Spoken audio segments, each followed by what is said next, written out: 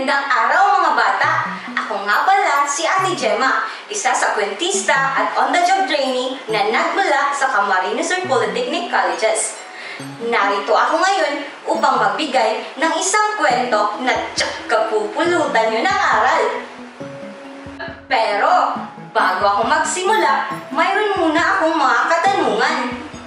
Mga bata, may ilog ba sa lugar nyo? Wow! Nagtatapon ba kayo ng basura sa ilog? Tama! Hindi dapat tayo nagtatapon ng basura sa ilog. At dahil dyan, may kinalaman sa ilog ang ating kwento na pinamagatang ang Mahiwagang Ilog. Ito ay kwento ni Renchung Povnica at iginuhit ni Long Ferry. Hatid sa atin ng Let's Read of the Asia Foundation. Tara na at simulan na natin!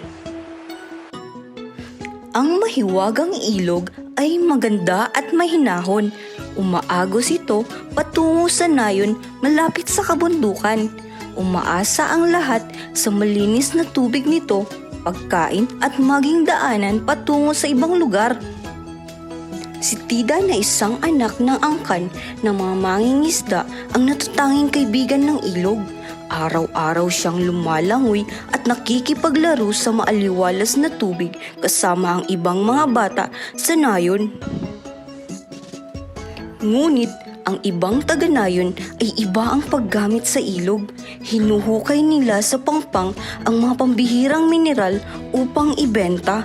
Nagdulot ito ng mga dumi na kadalasan namang tinatapon ng mga taga-nayon pabalik sa ilog. Habang naglalaro si Tida at ang ibang bata, isang araw ay may nalanghap silang kakaibang amoy. Ano kaya iyon? Tanong ni Tida. At nasaan na ang mga isda? Sigaw ng mga bata. Biglang nangati ang balat ng mga bata. Anong nangyayari?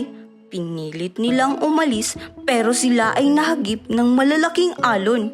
Umalis kayo sa daanan ko! Sigaw ng alon. Anong nangyayari, kaibigan?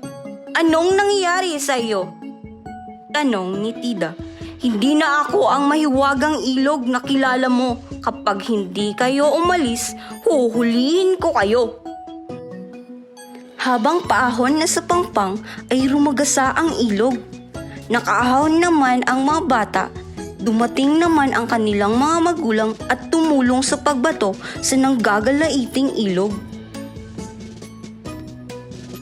Ngunit lalong nagalit ang ilog.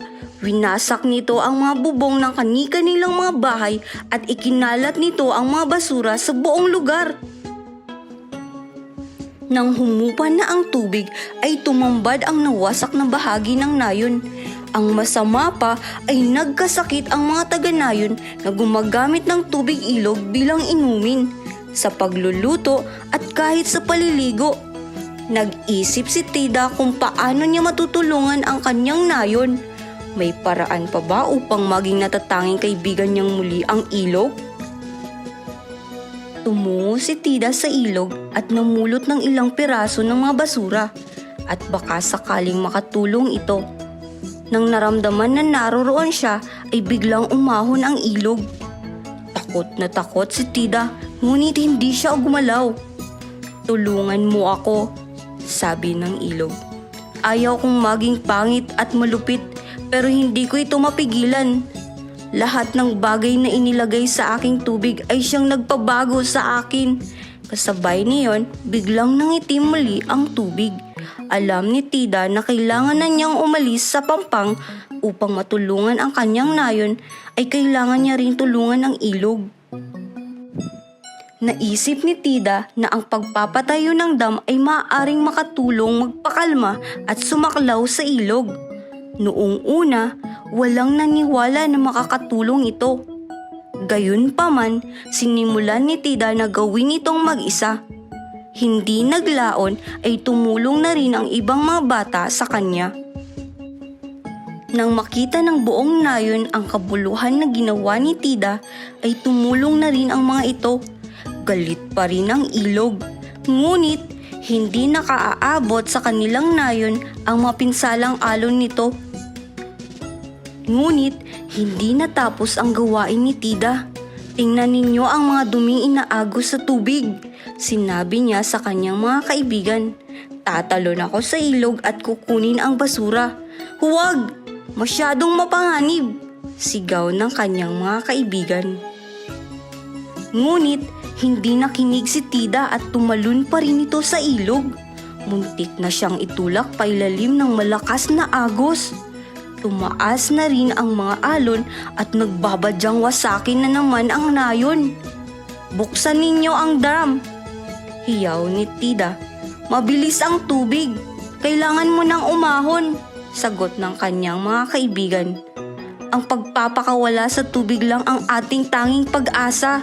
Gawin nyo na ngayon! Pagmamakaawa ni Tida. Sa huling sandali, binuksan ng mga tao ang dam. Rumagasa ang tubig at tinangay nito si Tida, kasama ang mga dumi at basura.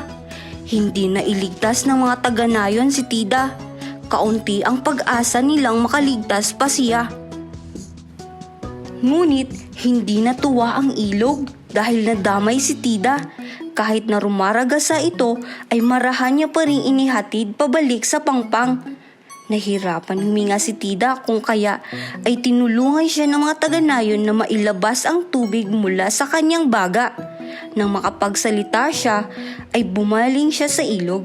Mahiwagang ilog, bumalik ka, bulong nito. Nasiyahan ang lahat ng makaligtas si Tida. Ipinagmamalaki naman ng kanyang pamilya na nailigtas nito ang ilog. Simula sa araw na iyon ay hindi na dinumihan ng mga tao ang tubig. Nanatili itong mahiwagang ilog para sa kanila. Muli naman na nakapaglaro at nakalalangoy si Tida at ang kanyang mga kaibigan. At dyan nagtatapos ang ating kwento ngayong araw. Mga bata, palaging tatandaan na hindi dapat tayo magtapon ng basura upang mapanatili itong malinis at maganda. Muli, ako si Ate Gemma na nagsasabing ang pagtapon ng basura sa kung saan ay isa sa mga dahilan ng pagkasira sa ating kalikasan. Kaya, dapat natin itong iwasan. Huwag kakalimutan na mag-follow, like, and subscribe sa aming Facebook page at YouTube channel para sa iba pang kwento na tsaka-kapay kapupulutan niyo ng aral. Hanggang sa susunod na kwento, paalam!